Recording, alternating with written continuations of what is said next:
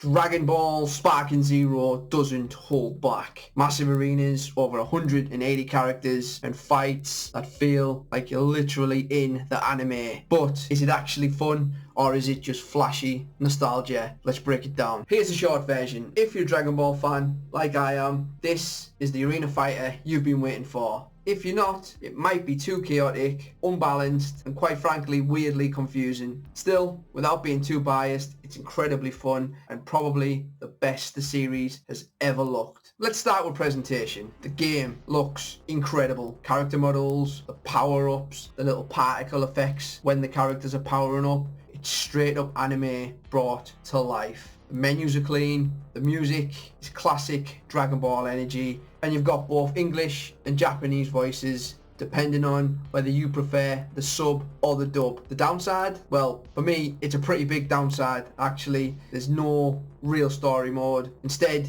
we have what they call episode battles, which are basically more brief scenes in a picture format. To be honest, it's pretty lazy, and there's also quite a lot missing, such as the Universe 6 vs 7 tournament, which would have been a cool addition in my opinion. But that said, there is the addition of what if battles. They give us fun, alternative takes on iconic moments, basically lets us explore matchups that never really happened in the anime. It's not a replacement for a full campaign, but it's a creative way to expand the universe, and I'm all for it. In fact, we could have done with a few more, but as an example, you can see here Vegeta and Goku going toe to toe on Namek as Super Saiyans way earlier than they did in the anime. But I won't spoil it for you, so let's move on. The gameplay is where it shines. It's fast, chaotic, and honestly a bit of a power trip. You can fly, dodge, and teleport behind opponents before smashing them in the back of the mush, charge your ki mid-battle, and transform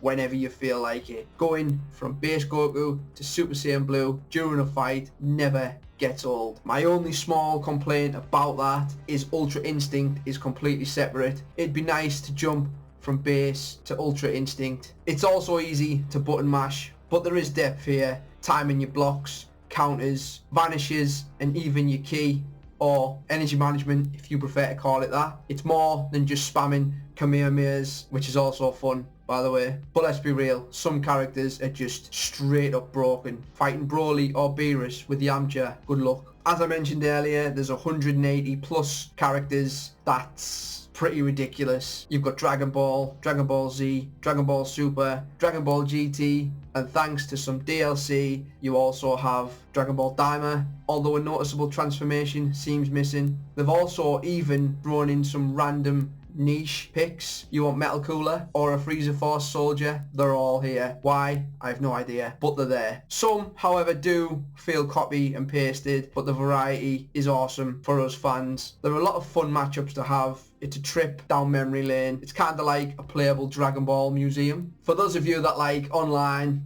it's a bit mixed. I haven't really played too much of the online. However, the matchmaking is quick, but lag, oh yeah, you best believe it's there. But as you know, that's the same for most online games, depending on servers and your connection, everything like that. Sometimes it's smooth, other times it feels like you're fighting underwater, but there's always offline. There's plenty to do. As I mentioned earlier, the episode battles, which include the what ifs. They've got custom battles where you can make your own scenarios, different challenges where you can end Dragon Balls to summon Shenron and Porunga and make a wish, like you can see on the screen here. Extra costumes, skip an episode battle, whatever you want. Basically whatever you want from the choices that's given. But without a story mode, the replay value of this game really depends on how much you enjoy grinding for stuff like extra costumes, doing mad little challenges, or experimenting with different character matchups. It can become boring pretty quickly. Unfortunately, now is time for a bit of criticism, or what's not good. The tutorial,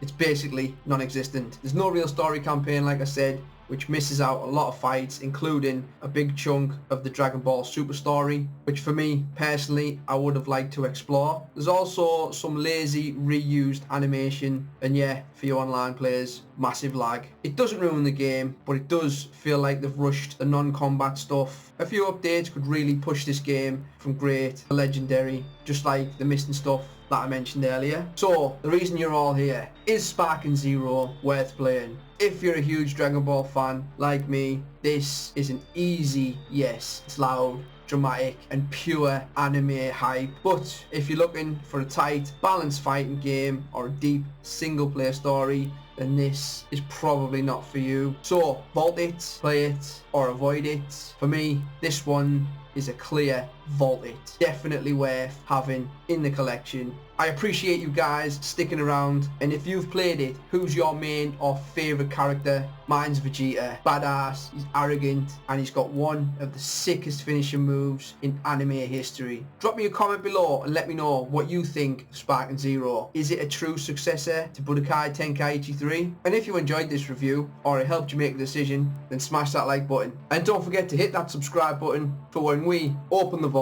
and reveal the next possible hidden gem for you to add to your collection. And until then, I appreciate you all. Laters.